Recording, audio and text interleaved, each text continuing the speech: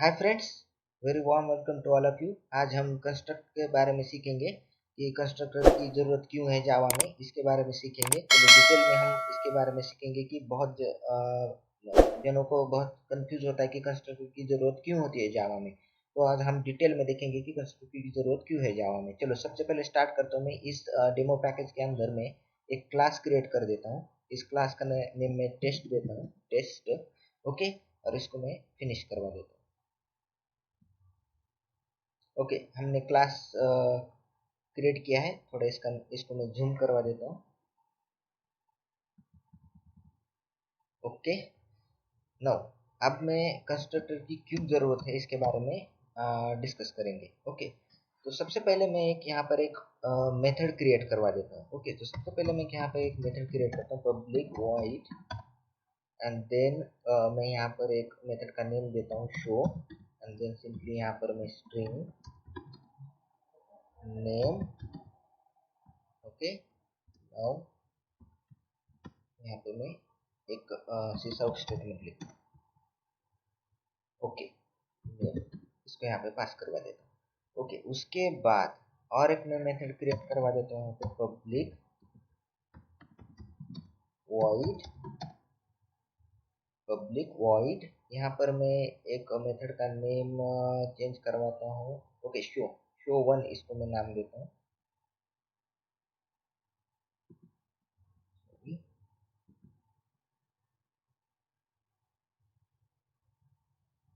Show one.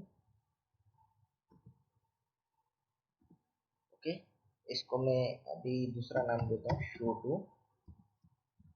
इसके अंदर में string, string name comma string int, int id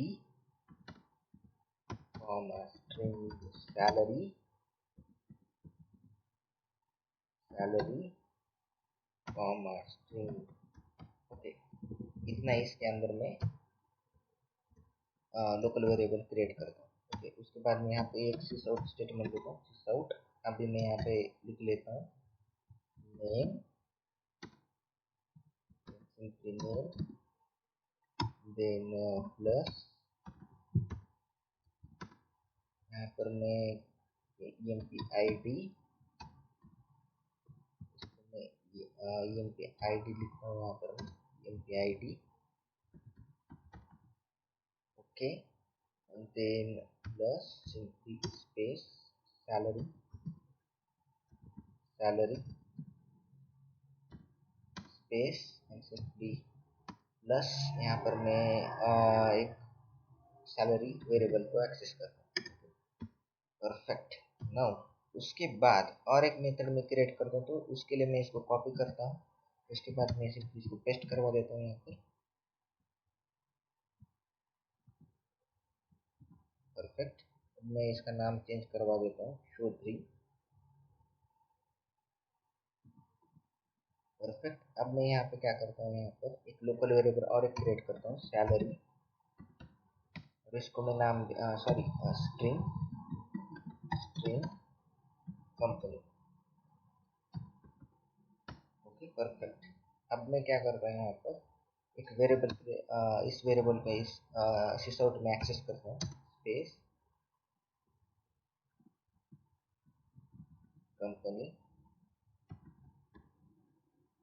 space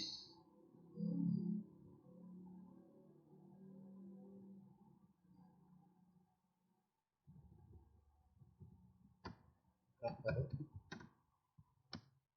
perfect. इन ये तीन मेथड मैंने यहाँ पर थ्री मेथड्स मैंने यहाँ पर क्रिएट किए हैं। अब मैं क्या करता हूँ, और एक क्लास क्रिएट करवा देता हूँ, और एक क्लास, उसको नाम देता हूँ टेस्ट टू।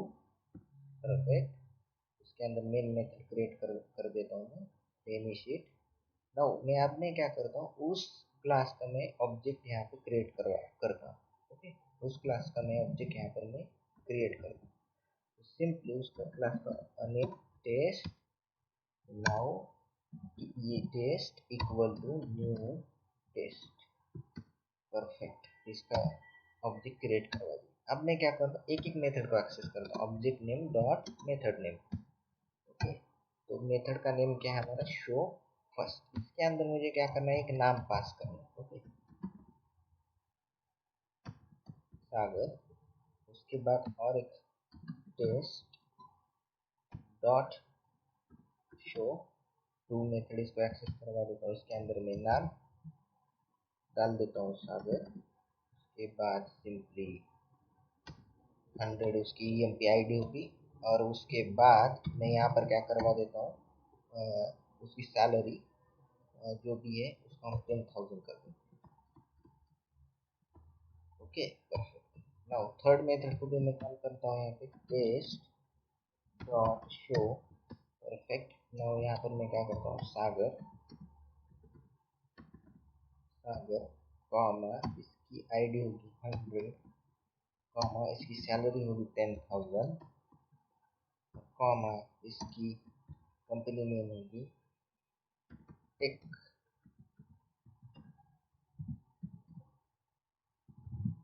Take test. उसको नाम देता हूँ मैं टेक टेस्ट, इस कंपनी का नाम होगा। तो अब देखिएगा इसका, सॉरी मेथड नेम उसको चेंज करना होगा, थर्ड है। Okay, now perfect. अब मैं इसको रन करता हूँ तो मुझे आउटपुट क्या मिलना चाहिए, सागर। उसके बाद ये तीन आउटपुट मिलने चाहिए, प्रिंट होने चाहिए, फिर उसके बाद ये प्रिंट होना चाहिए। तो सिंपली मैं क्या करता हूँ, इसको रन करता हूँ। ओके, यहाँ पर देख सकते सागर, फिर यहाँ पे नेम सागर, EMP ID 100, सैलरी 10,000। अगेन सागर, EMP ID 100, सैलरी, सॉरी मैंने सैलरी गलत कर दी, यहाँ पे 10,000 चाहिए थी।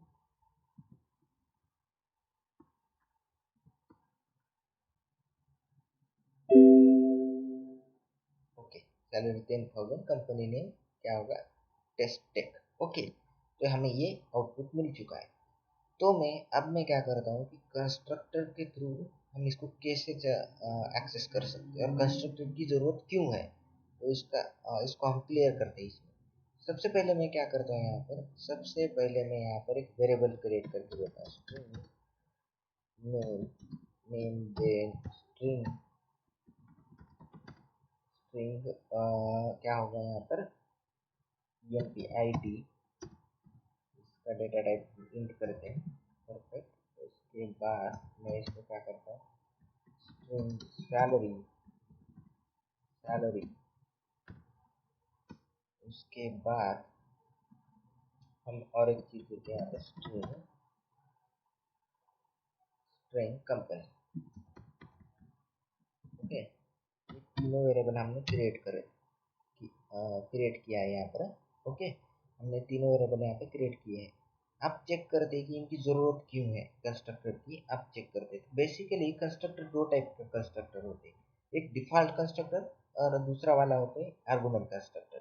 उसके बारे में मैं अलग से वीडियो बनाऊंगा कि पैरामीटराइज कंस्ट्रक्टर कौन सा होता है, डिफ़ॉल्ट कंस्ट्रक्टर और आर्गुमेंट कंस्ट्रक्टर कौन सा होता है। इसके बारे में एक डिटेल में और एक वीडियो बनाऊंगा। इस वीडियो में सिर्फ मेरा पर्पज़ ये है कि कंस्ट्रक्टर की ज़रूरत क्यों है, ये यहाँ इस वीडियो में मुझे क्लियर करना है। ओके, तो इस लोकल वेरिएबल को मैं सिंपली रिमूव कर देता हूँ, अभी इसकी ज़रूरत नहीं है। ओके, अभी इस सारी चीज़ों को मैंने रिमूव कर दिया है यहाँ से।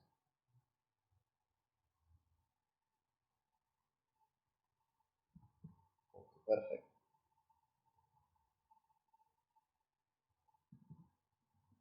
ओके, अब हमने इसकी सारी चीज़ें मैंने यहाँ पे करवा दी। अब इसको मैं सेव करता हूँ। अब आता हूँ मैं टेस्ट क्लास में। यहाँ पे एरर दिखा रहा होगा, तो सबसे पहले मैं इसको रिमूव कर देता हूँ। ओके, इसकी ज़रूरत नहीं, इसको रिमूव कर देता हूँ। फिर से एक बार मैं ऑब्जेक्ट क्रिएट करता हूँ।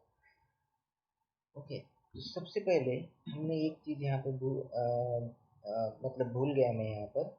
सबसे पहले मैं क्या करता हूँ, एक कंस्ट्रक्टर क्रिएट करता हूँ। तो सबसे पहले इसको थोड़ा मैं नीचे खिसकाता हूँ। उसके बाद मैं सिंपली सोर्स, और उसके बाद यहाँ पर generate constructor using fields, simply यहाँ पे क्लिक करता हूँ। ये सारी फील्ड हमें चाहिए, सिंपली मैं इसको जनरेट कर देता हूँ। ओके, तो हमारा कंस्ट्रक्टर बन चुका होगा। ओके, यहाँ पर हमारा कंस्ट्रक्टर बन चुका है। इसको मैं थोड़ा कॉपी कर देता हूँ और यहाँ पर मैं पेस्ट कर देता हूँ। ओके, नाउ परफेक्ट, हमारे सारे मेथड क्रिएट हो चुके हैं। हमारा कंस्ट्रक्टर पर भी क्रिएट हो चुका है, आप देख सकते हैं यहाँ पर। तो अब मैं क्या करता हूँ, इस टेस्ट क्लास में आता हूँ और मैं यहाँ पे ऑब्जेक्ट क्रिएट करता हूँ, test, simply test test equal to new test. Perfect. Okay, अब यहाँ पर देख सकते हैं ये सारे आर्गुमेंट ये मांग रहा है। यहाँ पर देखिएगा, इसको मैं सेलेक्ट करता हूँ तो ये सारे आर्गुमेंट ये लेगा। अब हमने क्या किया, अभी पैरामीटराइज कंस्ट्रक्टर क्रिएट किया है, इसके अंदर हमने सारे पैरामीटराइज डाले हैं, तो वहाँ पे वो मांगेगा कि कौन से पैरामीटर लगने वाले हैं, वहाँ पे वो मांगेगा। तो मैं सिंपली क्या करता हूँ, यहाँ पर सबसे पहले मैं उसका नेम पास कर देता हूँ सागर। उसके बाद मैं उसकी EMP ID पास कर देता हूँ 100। उसके बाद मैं यहाँ पर उसका सैलरी पास कर देता हूँ 10,000। ओके, नाउ मैं क्या करता हूँ, अभी इसको सिंपली यहाँ पर 10,000 चाहिए। ओके, तो यहाँ पर मैं क्या करता हूँ, कंपनी ने टेक टेस्ट। परफेक्ट। अभी सारे आर्गुमेंट मैंने यहाँ पर पास कर दिए। ओके ओके, नाउ मैं एक एक करके सारे मेथड को कॉल कर देता हूँ। Test dot show one, test dot show two, test dot show two. Okay, ये सारे मेथड मैंने यहाँ पे कॉल किए हैं। अब मैं इसको रन करता हूँ तो हमें जो ओल्ड पहले जो हमें आउटपुट मिला था, यहाँ पर कंसोल में देख सकते हैं यही सेम आउटपुट हमको मिलेगा। ओके, तो सबसे पहले मैं इसको कॉल कर देता हूँ। परफेक्ट। यहाँ पर देख सकते हैं सागर, उसके बाद सागर ने फिर से सागर, फिर ये ID है उसका 100, फिर 1,000 10,000, उसके बाद सागर ID, फिर 10,000 सैलरी, फिर टेक टेक टेस्ट उसकी कंपनी का नेम। ओके, तो सेम आउटपुट मिला है। तो हमें ज़रूरत क्यों पड़ी है कंस्ट्रक्टर की, यहाँ पर थोड़ा देखेंगे कि क्यों ज़रूरत है भाई हमें कंस्ट्रक्टर। ओके, तो यहाँ पर देख सकते हैं जब भी मैं जब भी मैं यहाँ पर इस मेथड को कॉल कर रहा था, यहाँ पर मैंने ये आर्गुमेंट पास किए थे, लोकल वेरिएबल में इसके अंदर पास किए थे। तो क्या हो रहा था, जब भी मैं हर मेथड को एक्सेस कर रहा था तो हर मेथड के अंदर मुझे आर्गुमेंट देना पड़ रहा था। ओके, मगर जब मैंने कंस्ट्रक्टर क्रिएट किया तो मुझे हर मेथड में आर्गुमेंट देने की जरूरत नहीं। सपोज मान लो आपके पास 10,000 मेथड्स अलग अलग, और हाँ सपोज मान लो 1,000 मान लो, या हंड्रेड्स मेथड अलग अलग आर्गुमेंट ले रहे। ओके, और जब भी आप उस आर्गुमेंट को उस मेथड को कॉल करोगे तो हर मेथड के अंदर आपको एक आर्गुमेंट पास करवाना होगा। मगर अगर जब आप कंस्ट्रक्टर क्रिएट करोगे तो आपको हर बार आर्गुमेंट पास करने की जरूरत नहीं। एक बार आपने उस आर्गुमेंट को कंस्ट्रक्टर के अंदर पास किया तो ये अपने आप ही जिस मेथड में जो जो आर्गुमेंट उसको चाहिए वो अपने आप खुद से ले लेगा, उसको जरूरत नहीं है। तो इसलिए हमें कंस्ट्रक्टर की जरूरत है कि जब आप जब आप एक क्लास लोड होगा, जब यहाँ पर देखिए इसका मैंने ऑब्जेक्ट बनाया है, ऑब्जेक्ट बनाने के बाद यहाँ पे मेथड कॉल किया, तो सबसे पहले ये क्लास लोड होगा, फिर क्लास लोड होने के बाद उसके बाद कंस्ट्रक्टर लोड होगा। कंस्ट्रक्टर लोड होने के बाद जिस सारे जो वैल्यूज है यहाँ पर मैंने जो पास की है, ये ये सारी वैल्यू यहाँ पर आएगी। यहाँ पर आने के बाद ये दिस कीवर्ड किस लिए होता है कि जो हमारा जो करंट क्लास के अंदर जो करंट इंस्टेंस वेरिएबल है उसको एक्सेस करने के लिए दिस कीवर्ड की जो यूज होता है। मतलब क्या है कि हम इसको इस नेम को हमने यहाँ पे एक्सेस किया है, और यहाँ यहाँ से हमें जो हमने वैल्यू यहाँ से पास की है ये सेकंड क्लास से टेस्ट2 क्लास से, वो वैल्यू यहाँ पर आ रही है, फिर यहाँ पर आ रही है, फिर यहाँ पर आ रही है, इसके अंदर इनिशियलाइज हो रही है। इसके अंदर इनिशियलाइज हो रही है मतलब क्या, इस नेम क्या इस इंस्टेंस वेरिएबल के अंदर इनिशियलाइज हो रही है, नेम नाम के इंस्टेंस वेरिएबल के अंदर इनिशियलाइज हो रही है। तो ये नाम के इंस्टेंस वेरिएबल के अंदर इनिशियलाइज होने के बाद ये सिंपली क्या होगा, ये हमने इसको यहाँ पे एक्सेस किया है तो क्या होगा, यहाँ से जो वेरिएबल हमने पास किया था तो यहाँ आएगा, फिर यहाँ पे आएगा, यहाँ पे आ गया, मतलब क्या सिंपली इंस्टेंस वेरिएबल में उसको उसके अंदर स्टोर हो गया, फिर हमने इसको इस मेथड में कॉल किया तो यहाँ पर वो एक्सेस हो जाएगा। ओके, तो सिंपली क्या कंस्ट्रक्टर की जरूरत क्या है कि हर बार हमें मेथड के अंदर वैल्यूज पास करने की जरूरत नहीं है, आर्गुमेंट पास करने की जरूरत नहीं है। सिंपली कंस्ट्रक्टर के अंदर हमने अगर वैल्यू पास करवा दी तो सिंपली मेथड अपने आप एक्सेस कर सकते हैं। और दूसरी चीज़ इम्पोर्टेंट, जब भी हमें कुछ आर्गुमेंट्स और कुछ वैल्यूज हमें जब क्लास लोड होता है तभी ही उसको इनिशियलाइज करना है, तभी उसी टाइम पे इनिशियलाइज करना है, क्योंकि क्लास लोड हो गया, जैसे ही क्लास लोड होता है अपने आप ही कंस्ट्रक्टर कॉल हो जाता है और कंस्ट्रक्टर कॉल होने के बाद अपने आप ही उसके अंदर जो भी हमने ऑब्जेक्ट और जो भी वेरिएबल है उसके अंदर पास किया है वो अपने आप ही इनिशियलाइज होता है। बेसिकली कंस्ट्रक्टर क्या होता है कि जो वेरिएबल है, इंस्टांस वेरिएबल है और जो भी ऑब्जेक्ट है या इंस्टांस वेरिएबल है या ऑब्जेक्ट है उसके अंदर वैल्यू इनिशियलाइज करता है ड्यूरिंग द ऑब्जेक्ट क्रिएशन। तो क्या होता है, कंस्ट्रक्टर क्या करता है, during the object creation initialize the variables और वैल्यूज।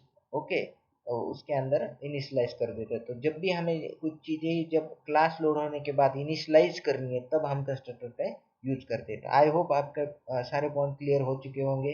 कंस्ट्रक्टर की ज़रूरत क्यों है जावा में, मैंने पूरे डिटेल में मैंने आपको समझा दिया है। आई होप आपके सारे पॉइंट क्लियर हो चुके होंगे। तो बाय फ्रेंड, नेक्स्ट वीडियो में मिलते हैं और कुछ नए कंसेप्ट में लाऊंगा और आपकी प्रोग्रामिंग स्किल को बहुत हेल्प होगा उससे। तो बाय फ्रेंड्स, मेरे वीडियो को लाइक कीजिएगा, मेरे चैनल को सब्सक्राइब कीजिएगा और वीडियो को प्लीज़ लाइक और शेयर कीजिएगा। बहुत ही मेहनत लगती है वीडियो बनाने के लिए। तो प्लीज़ मेरे लाइक, सब्सक्राइब और शेयर कीजिएगा आपके फ्रेंड के साथ। Bye bye friends.